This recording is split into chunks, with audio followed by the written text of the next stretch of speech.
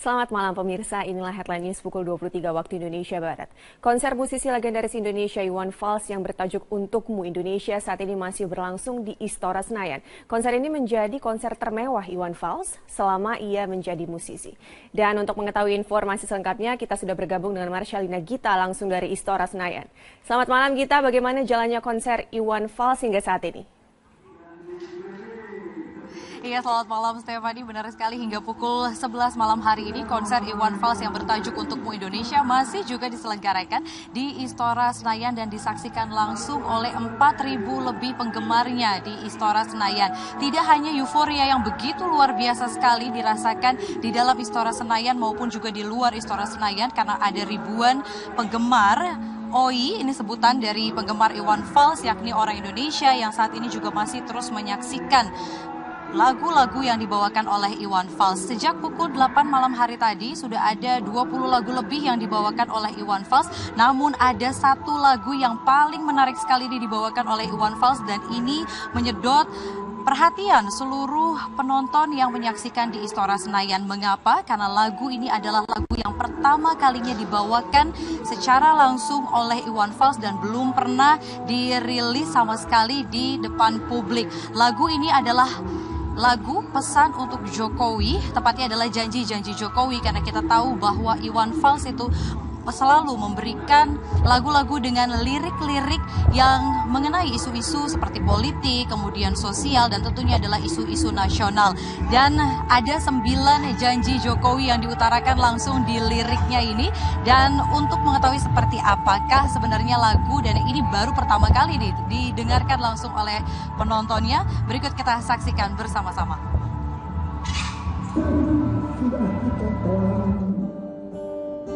Jadi obat kuat masa depan. Ada 9 janji yang sangat terkenal. Apakah ini janji surga atau janji company?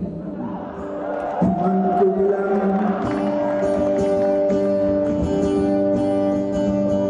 nawacita namanya agar Indonesia sejahtera di segala dunia, juga menggetarkan yang di sorga. Dari kenaikan gaji sampai ke soal pendidikan, dari sektor informal sampai ke yang formal, dari yang kelihatan sampai yang nggak kelihatan sudah dijembrengkan. Hanya memang perlu waktu. Tadi Iwan Fals juga sempat menyatakan kepada para penggemarnya lagu ini dibuat karena Iwan Fals juga menginginkan bahwa Indonesia jauh menjadi lebih baik. Dan di kata-kata terakhir lirik lagunya ini menyatakan bahwa agar janji-janji Jokowi ini dapat terpenuhi. Tidak hanya itu, ternyata ada lagi nih yang menarik. Tadi setelah ia menyanyikan lagu terbarunya Janji-Janji Jokowi, ternyata dia juga menyanyikan satu lagu lagi. Ternyata ini adalah lagu mengenai korupsi, karena dia juga begitu geram sekali dengan tindakan korupsi yang saat ini tengah terjadi dan juga marak sekali terjadi di Republik Indonesia ini. Dan ia menyatakan bahwa ia sempat berdiskusi langsung dengan Abraham Samad, yakni Ketua Nonaktif Komisi Pemberantasan Korupsi, dan ia menginginkan bahwa Abraham Samad ini memberikan syair kepada Iwan Fals. Dan dari syair, 3 syair yang diberikan oleh Abraham Samad, ternyata Iwan Fals membuatnya menjadi satu buah lagu. Dan lagu ini pun juga tadi dinyanyikan langsung pertama kalinya oleh Iwan Fals di hadapan ribuan penontonnya di Istora Senayan ini. Dan tentunya ini menjelang akhir dari konser bertajuk Untukmu Indonesia yang merupakan konser termewah, dapat kita katakan seperti yang tadi Stefani juga sudah sampaikan bahwa ini adalah konser pertama kali yang digelar oleh Iwan Fals di dalam ruangan, karena berbeda sebelum-sebelumnya konser Iwan Fals ini selalu digelar di lapangan terbuka dan bisa disaksikan langsung oleh ribuan penggemarnya dan juga gratis. Namun konser ini digelar dengan tiket yang tidak terlalu murah, di atas Rp400.000, namun tentunya tadi semua penggemarnya baik itu dari OI dari seluruh Indonesia dan juga yang menyaksikan di dalam Istora Senayan menyatakan begitu puas sekali untuk menyaksikan konser Iwan Fals bertajuk Untukmu Indonesia. Dan kita akan nantikan lagi konser-konser Iwan Fals berikutnya.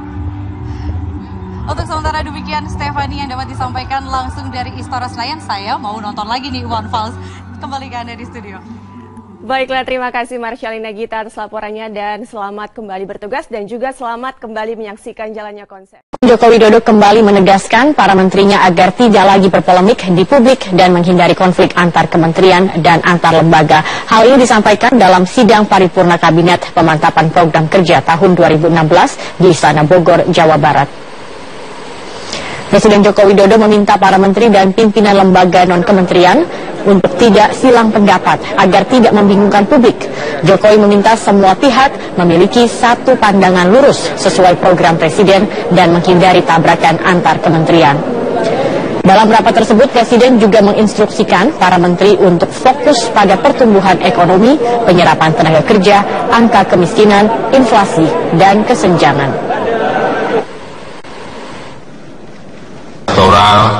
Lintas daerah, bahkan lintas negara. Jadi saya tegaskan, hindari tabrakan antar lembaga, antar kementerian. Tidak ada lagi yang namanya polemik di publik yang menggambarkan perbedaan hanya di ruangan, di forum-forum kabinet. Dan saya harapkan betul-betul konsolidasi kementerian lembaga harus sudah selesai. Kita harus melihat mana yang prioritas, mana yang strategis, mana yang berdampak luas pada rakyat, dan mana yang pada prioritas kedua, ketiga, dan keempat. Desakan agar Mahkamah Kehormatan Dewan mengadakan sidang pengusutan dugaan pencatutan nama Presiden dan Wakil Presiden oleh Ketua DPR Setia Novanto terus meluas. Salah satunya disampaikan melalui sebuah petisi online di change.org. Petisi online sekali lagi menjadi ujung tombak suara dan aspirasi rakyat Indonesia. Hal inilah yang seakan tergambar dalam petisi change.org yang berjudul Ayo Dukung Sidang MKD DPR RI Terbuka. Petisi yang digagas oleh Gerakan Turun Tangan Media ini hingga Senin siang sudah didukung lebih dari 26.000 tanda tangan. Ironisnya, petisi ini justru ditujukan bagi Mahkamah Kehormatan Dewan yang merupakan wakil rakyat yang dipilih langsung pada bulan April tahun 2014 silam. Petisi online seakan menjadi pilihan terakhir masyarakat ketika melihat lembaga perwakilan yang ada belum sungguh-sungguh bersuara dan bersikap mewakili kepentingan publik. Desakan agar MKD menggelar sidang terbuka terkait dengan pemeriksaan Ketua DPR Setia Novanto juga disuarakan oleh masyarakat luas. Masyarakat menilai pencatutan nama Presiden dan Wakil Presiden bukan saja menjadi persoalan anggota Dewan yang terkait sebagai lambang negara.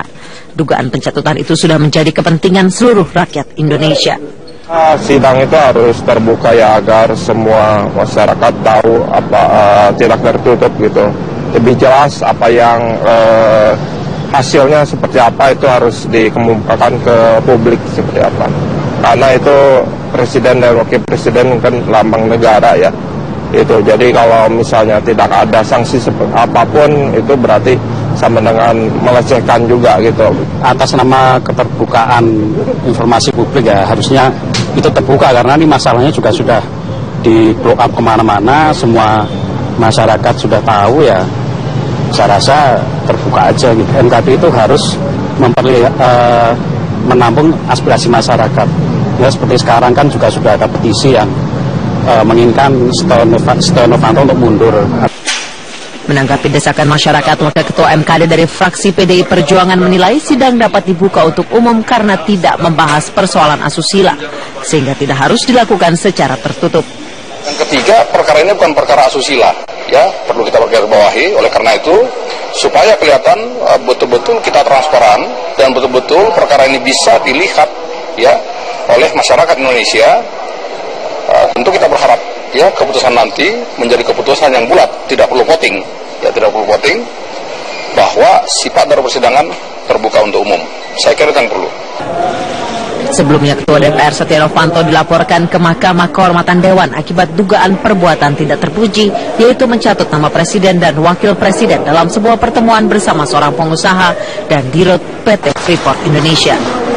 Dalam pertemuan itu, Setia Novanto juga diduga meminta saham terkait perpanjangan kontrak Freeport. Dari Jakarta, Nathanael, Metro TV. Mosi tidak percaya Ketua DPR RI Setia Novanto yang disampaikan lintas partai pada Jumat lalu telah memasuki tahap penyebaran ke anggota Dewan DPR RI. Perwakilan lintas fraksi optimistis anggota Dewan akan menandatangani mosi tidak percaya karena ini bukan kali pertama Setia Novanto melakukan pelanggaran.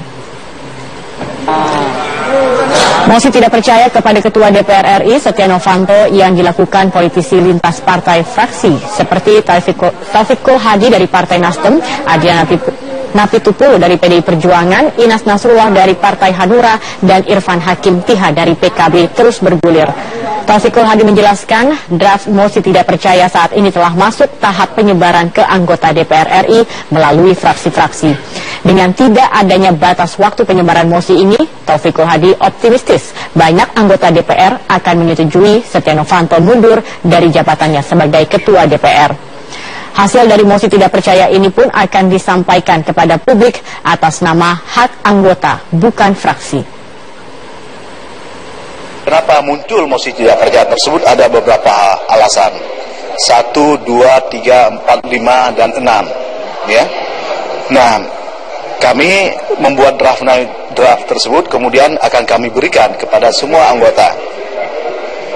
Kepada anggota DPR.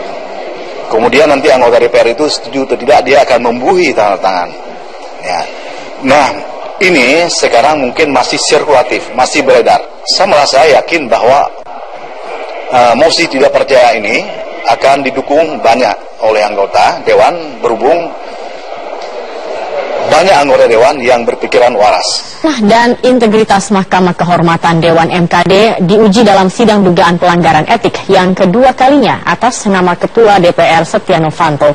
Sebelum ramai kasus pencatutan nama Presiden, Novanto pernah menjalani sidang kasus etik terkait pertemuannya dengan politisi Amerika Serikat Donald Trump, dan hasilnya hanya berupa teguran ringan. Untuk kedua kalinya, Ketua DPR Setia Novanto berurusan dengan Mahkamah Kehormatan Dewan. Kali ini Novanto dihadapkan ke ruang sidang dengan indikasi pelanggaran cukup berat. Beredar rekaman suara yang menunjukkan adanya pertemuan antara Ketua DPR dengan petinggi PT Freeport yang membahas perpanjangan kontrak Freeport di Indonesia. Pengamat politik Hanta Yuda menyebut MKD tak perlu terlalu dalam meributkan substansi rekaman yang menjadi alat bukti pertemuan. Pasalnya, pertemuan itu saja sudah mengandung pelanggaran etika. Ya, kita fokus pada kasusnya saja. Jadi ada indikasi, kalau kita lihat dari pertemuan itu, satu, ada problem yang menurut saya indikasi pelanggaran kode etik yang cukup berat ketika Ketua DPR melakukan fungsi di luar fungsinya sebagai anggota DPR dan juga Ketua DPR. Sementara itu, Wakil Ketua MKD Junimar Girsang menyatakan bahwa kasus besar ini perlu dikawal publik. Jika alat bukti mengarahkan kebenaran pertemuan yang bersangkutan dengan pihak Freeport, sanksi berat bisa dijatuhkan kepada Setia Novanto. Harus tuntas dan harus sesuai dengan aturan-aturan yang berlaku. Ya, ada 3 sanksi itu, ringan, sedang, berat. Nah, pertanyaannya, kalau seseorang sudah pernah dijatuhkan, ya, pelanggaran ringan, apakah mungkin, ya, dalam dugaan kasus kedua dia masih ringan juga? Proses persidangan kasus ini yang diadakan secara tertutup, Novanto hanya dijatuhi sanksi teguran ringan oleh MKD. Kali ini publik menanti ketegasan MKD untuk membuka persidangan agar berjalan transparan tanpa intervensi untuk memberantas perilaku korup anggota Dewan. Tim Liputan Metro TV. Beralih ke informasi lain, pemirsa, Subdit 3 Ditres Narkoba Polda Metro Jaya mengungkap peredaran narkoba sindikat internasional. Polisi menyita 4,1 kg sabu dan 1.000 butir pil Happy Five di kawasan Taman Sari, Jakarta Barat. 7 orang tersangka ditangkap, 5 diantaranya adalah warga negara Taiwan. Sedikitnya 4,1 kg sabu dan 1.000 butir pil Happy Five atau senilai 83 miliar rupiah berhasil disita dari penangkapan sindikat narkoba jaringan internasional. Peredaran narkoba jenis sabu ini masuk ke Indonesia melalui jalur udara dengan dikemas ke dalam tabung piston. Selain menyita narkoba jenis sabu, Ditres Narkoba Polda Metro Jaya juga menyita narkotika jenis pil Happy Five. Kapolda Metro Jaya Irjen Polisi Tito Karnavian mengatakan Jakarta masih menjadi pangsa pasar yang potensial dalam peredaran narkoba. Ekonomi yang membaik, kemudian ya terlepas dari naik turun dinamika ekonomi kenyataannya lah masih plus, ya, positif di kita, di Jakarta, di Indonesia. Kemudian kelas menengah juga makin meningkat, kemampuan daya beli masyarakat juga makin meningkat, ya, dibanding dulu-dulu, maka otomatis bagi para pelaku kejahatan internasional narkotik ini menjadi market yang potensial.